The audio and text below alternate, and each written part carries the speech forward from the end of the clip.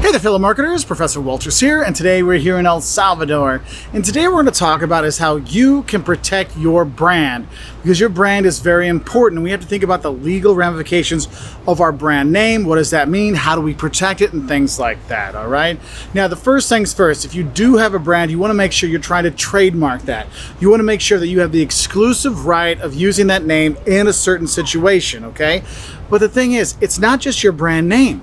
It could also be your brand logo that you develop. It could be the symbols that you use, all these kind of things. You want to make sure you're legally able to actually do that, all right? So that's the first step, is just kind of checking things out. That's why when I talk to companies, I'm like, look, you want to start a brand, you want to start a new product, make sure you can get the legal use of that brand name. Make sure you can get the Twitter feed for that name. Make sure the Facebook page, the website, all these kind of things, because someone else has already taken that, even if it's not in your country, that can lead to problems, okay? So you want to kind of think about those. So make sure, step one, we can legally protect our brand names with trademarks when we want to copyright stuff, things like that. Because the thing is a lot of people don't realize is if you use overly generic names, you could have some problems. Like, oh, we want to trademark red. Well, here's the thing. Red, you can have a tough time trademarking red. And a lot of people, 5-10 years ago when Taylor Swift came out with Taylor Swift's Red, like, look, Taylor Swift got red, trademarked. No, she didn't. She got Taylor Swift's Red protected, because red is such a broad topic, it's really hard to kind of protect that. Well, what about Johnny Walker, the liquor? They have Johnny Walker Black Label, they have Johnny Walker Blue Label. Yes, they have Johnny Walker Blue Label. It's all together. It's not just blue, okay? So you got to realize that overly generic names are really difficult to protect. Another kind of thing that's kind of difficult to protect is if you're looking at family names or geographic locations. So for example, Wolters. Hey, we've got Wolters World. We've got Professor Wolters. Well, if you go to Germany, there used to be Wolters cigarettes, Wolters travel agencies. There's all kinds of things out there. And it's kind of hard to keep people out. No one can trademark the name Wolters. Well, there's a lot of Wolters out there. Imagine if you're the Smith family. There's lots and lots of Smith families out there too. So you have to think about those things when you're trying to use a name. So that's why you want to make sure you put it in there. Like, look, it's Wolters World, Travel and Culture, Professor Wolters, and we have these things on there to make sure we can protect that, okay? And if you're looking at destinations, for example, people like to be cool and fashionable, just like in Italy. And so like, oh, we're going to patent the name Rome. Well, Rome or Roma? Come on, that city's been around for a few thousand years. You can't trademark that, these kind of things. And so what you'll see is you're trying to figure out ways you kind of bring that in. Again, Wolters World, Roma, the scent for the husky traveler, whatever. But you have to do something out there, because just using a name, a place, like a family name, a place location name, or just a generic name, it's going to be really hard to protect, because someone else can come in and say, look, I've got Rome water and I've got Rome this, and so it makes it more difficult, okay? That's why companies like Haagen-Dazs, they made up the name, because no one else had that. We can do that, and what symbolizes with that, it sounds so European, so people pay more for our ice cream.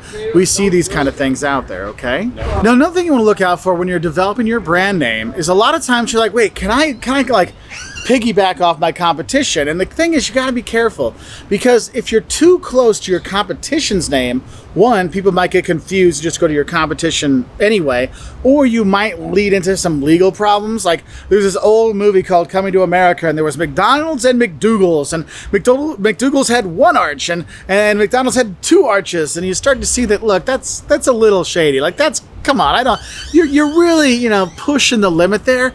That's why when you have things like the Big King at Burger King, they're like, oh, it's just like the Big Mac at McDonald's, but Burger Kingier.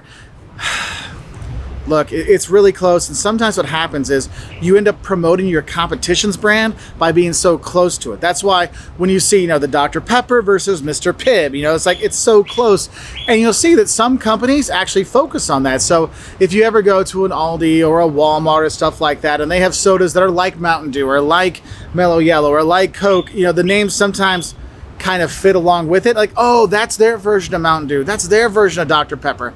Now I've got it, okay? So you have those things. So you want to be kind of careful with that.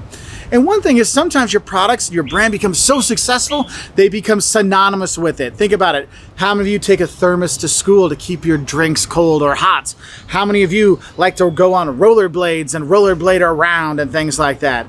You have companies that were so successful that their brand name became synonymous with the industry. And here's the thing. Those of you that went rollerblading as a kid, did you actually have a rollerblade brand, or did you have some other inline skate company's brand? Oh, I never thought about that. Yeah, and that's why we have to think about is how do we protect that? So for example, in the US, you might ask, hey, do you have a Kleenex for me?